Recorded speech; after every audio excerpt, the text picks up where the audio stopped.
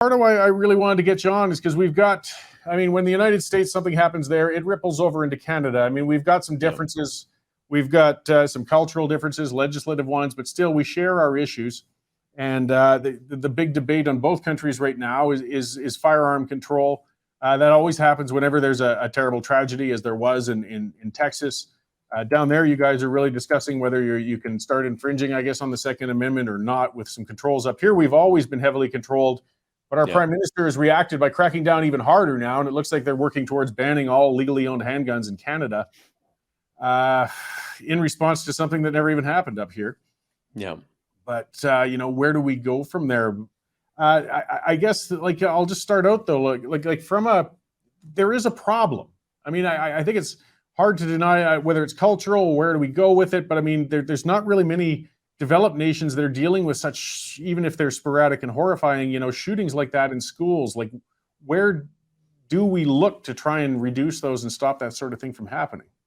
Well, I think, Corey, we have to look at the fact that in the United States, and like you said, this ripples over into Canada because anything that you can get in the United States can easily be taken to Canada through multiple points of ingress and egress. In the United States, there are more guns than people. Now, whether you like that or not doesn't really matter. There are more guns than people. That's not going to end without some kind of massive door-to-door gun confiscation program, which ironically would end in much more gun violence than any other proposal being floated. So unless you're going to try to pretend that we can make guns go away, which we can't, there are guns. They simply exist. So now we have to decide, how do we interact with and allow people to or not allow people to have access to those guns? Who should we be allowing or not allowing to have those guns? And that results in the kind of policies that we have right now, which led to the Uvalde shooting. Let's be clear what happened there. Government mandated through the no gun zone laws that they passed in the 80s and 90s. I'm not sure exactly when it happened in Texas, but it was in that period. They mandated that school children in public schools be vulnerable and completely unguarded from attack, which has led to school shooters picking schools as their target for mass shootings because they know that they're fish in a barrel zones. There's no one there that's going to protect them. Then they had the police stay outside for over an hour and stop horrified parents from going in to try to protect protect their children or stop the shooting from happening. Then they tried to lie about it and say that, that there was nothing they could do. They had tried everything they could, when the reality was they had literally stood there. Then finally someone showed up and broke the government's orders and stepped in and stopped the shooter. And then they are now blaming it on the fact that, I and many other Americans may or may not own a rifle. That's the reason why this happened. You cannot legislate bad people into not having guns, at least not in the US and by extension not in Canada. Because in order to be a shooter or a mass shooter or a murderer, you have to have two things: not caring what the law is and a desire to hurt lots and lots of people. Oh, you need a third thing too. You need to not care what the consequences of your actions are. The laws aren't going to stop someone like that. What they are going to stop are law-abiding people who might actually defend themselves against someone like that. Yeah, and that's what we keep getting to. I mean, the bottom line is law-abiding people are the low-hanging fruit. They're the easy ones to go after because they're compliant. And we've seen this, as you pointed out, in Canada. We have a 9,000-kilometer border between our countries. It's huge. It's the longest undefended border in the world, and it's very easy to smuggle things across it, particularly small items like handguns. And it's been documented by the police. Toronto has a big gang war going on. They have a lot of shootings. Over 86% of the firearms they've picked up off the gangsters were smuggled in from the United States. But what's the Canadian reaction? Let's go after the law-abiding handgun owners who are already very seriously controlled and were never committing the crimes in the first place. But, I mean, how do you stop that knee-jerk reaction? That's the problem. Well, and this is a tale as old as time, Corey, in the U.S. and possibly in Canada as well. During alcohol prohibition, during that war on that particular drug, thanks to alcohol prohibition, it created a black market for rum. At that point, they were two-bit thugs, but they turned into some of the wealthiest and most powerful people in the country inside of a year or two because they were handed a billion-dollar industry for them to have exclusive control over. And as a result, they engaged in brutal gang warfare there in order to fight each other for turf. This, by the way, was something that did not happen when alcohol was legal, because if you had a legal product that you were selling, why would you engage in brutal gang warfare? You would just compete with your competitors legally, like on all other legal products. And as a result of that, the government blamed the Tommy gun. That was the problem. It wasn't the fact that they had created a black market and that the black marketeers were fighting each other. No, it was a gun that had existed for at least a couple decades at that point. That was the problem. And so they passed the NFA. We're seeing that now. The war on drugs has created gang violence, which is blamed on the gun. And it makes no sense at all. Well, yeah, and that's getting to where I wanted to go with that too, because I mean, actually, here in Calgary, we have a record amount of shootings happening as well, and pretty much all of them are always gang related. When you have a limited commodity, the unprincipled are always going to get in there, and they're going because it makes it profitable. I mean, we used to have cigarette smuggling when we put the cigarette taxes up too high in Canada 30 years ago. We literally have cheese smuggling, a side note, but because we control our dairy up here so much that it's actually 30% cheaper to get dairy products from the United States if you can get them across the border. But the underlying issue then is the addiction issues. We do have an opioid crisis going on. We've got more people addicted to items like fentanyl and meth and things like that than we've ever seen in the past. That brings about a massive drug trade that's very lucrative, and they're having their turf wars. But again, how can we realistically get to that? I mean, I suspect yourself and more like me, but it's a hard thing to sell. If we start moving towards decriminalizing actually some of these drugs and cutting into that, we can get to the solution of that problem. But that's difficult to get past on people. They're too busy looking at the firearms. It is both from the firearms perspective and from the drug itself. You know, it's hard saying I think that these drugs should be legal or at least decriminalized to people who have, for example, lost a loved one to an opioid overdose, or to someone who lost a loved one to the gang violence in the drug trade. But the reality is those things are a side effect of illegalizing that drug trade.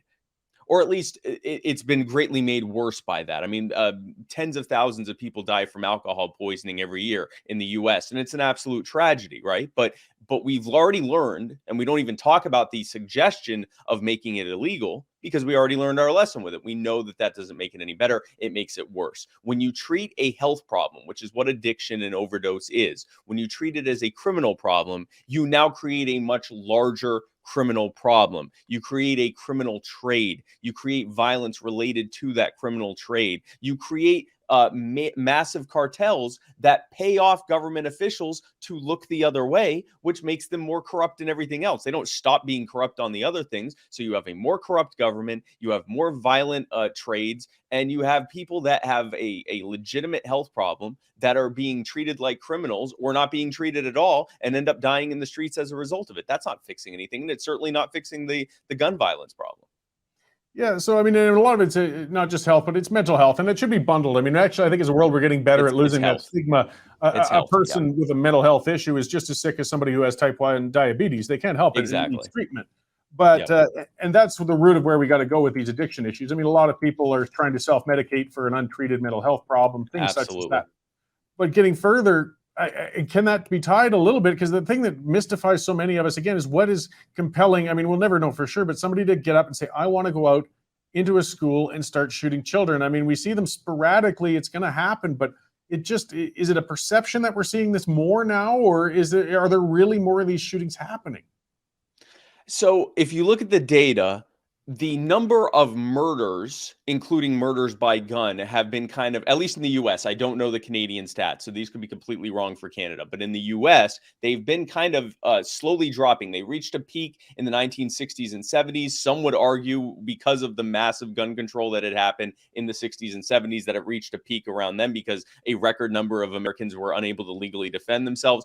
Regardless of whether it was because of that or not, starting in the 60s, starting in the 80s, it started to slowly drop. In the last few years, it's been ticking back up, but it's still nowhere near the highs that it was even 20, 30 years ago. So it is much lower. Mass shootings had a major increase in the 1990s, but part of what happened was they lowered the number of deaths from, I think, or number of shootings from number of people that had to be shot from either, I think, 5 down to 3 to qualify it as a mass shooting. So it's hard to compare apples to apples there. What I do know is that looking at it at a granular level, at the why would someone choose to go and kill a bunch of people level, I think that we're looking at very often a failure of the health system to identify actual mental health issues. I think we're looking at a failure of the school system, at least in the US, we're looking at that. And I think we're looking at a lot of failures that result in someone who feels so angry and desperate that they end up doing something terrible like this. And I think in some cases, it's just that some people, whether you want to call it evil or whatever else, some people end up just doing something like this. And that's where you need to look at the deterrent effect. You have to look at what are the targets they choose. This kid didn't go to that school. The reason they pick schools and malls and theaters and things like that is because they know that these are no gun zones. In other words, they're a place where a bunch of people who are law abiding are likely to not have a gun. And they know that the police and the resource officers and the security guards, they're more concerned about their own lives and livelihoods than they are for, saving a bunch of innocent people. And so they know they can get in there and shoot up a bunch of people before anyone actually stops them, if they ever stop them. And we need to, I will ask your audience and you that is listening to this, imagine two schools exactly the same, except one has a sign that says no guns allowed, and the other one says we are heavily armed and will protect these children with our lives. Which one do you think is a greater deterrent to school shootings? Yeah, oh, absolutely. I mean, it's similar to just even owning a dog. If a burglar is scouting houses in a neighborhood and he sees one with a barking dog in the window and one without, he's going to pick the one without. I mean, it's just a matter. Yeah. Predators pick the easiest prey. Exactly. But I mean, is there room for perhaps some increase on controls within the United States, like licensing, for example? I know that people worry about the incremental effect because that's what we got happening in Canada. Every time the government makes one step, they just take another step and another step. Exactly. But a lot of people don't find it unreasonable. That's looking at the individual rather than the firearm itself. Yep. Some people just shouldn't qualify to have one. And I know if they're really determined, they're going to get one anyways. But perhaps it could reduce some of the spontaneous possessions and purchases. Is there room for that kind of discussion? So where that comes from is the reality that some people should not have a gun. That's 100% correct. There are some people that should never be anywhere near a gun. The problem is asking the further question, do we trust the government to make that decision? And no, I don't. It's ironic when we talk about things like background checks and licensing and everything else. If we looked at government as an entity and had them subjected to these background checks and these types of things, they would never pass their own background checks given their history, right? But you have to look at it at another level. So, for example, this Uvalde shooter, and I refuse to use his name, but this shooter, he legally purchased this firearm, which means he passed a background check. He went through the waiting period. He did all the stuff that we are told will stop these shootings. It didn't. Do you know what licensing and regulations and waiting periods and all these other and background check? Do you know who they stopped? They stopped veterans with PTSD who use cannabis for their or anyone else who's using cannabis medicinally for a medicinal reason that they have. They stop people that have a conviction for a nonviolent felony 20 years ago who haven't hurt anyone since and have never been violent. They round up a bunch of people who can't afford the cost of running through all these background checks and inspections and everything else that sometimes double or triple the cost of a firearm. They run up the cost. They make it impossible for people who are not bad people. And if someone is a bad person, then they don't care what the gun laws are. And they just go and get a gun illegally, probably for cheaper, right? So that doesn't actually fix anything. So from the I guess philosophical standpoint of, are there people who shouldn't have guns? Yes, there are people who shouldn't have guns. Is there an effective way for government to stop them from getting them? I haven't seen that. And I've seen instead that they create this sort of captured market where only those people can get guns illegally. Yeah, and it's funny. Your argument was similar when I had some debates with some of the more small C conservative viewers when I oppose capital punishment. My point is, it's similar to saying, are there some people who are so horrific that they'd probably be better off dead? Yes. Yeah, I agree, but I don't trust the government to be the ones to figure out who they are. They can't even get the taxes right.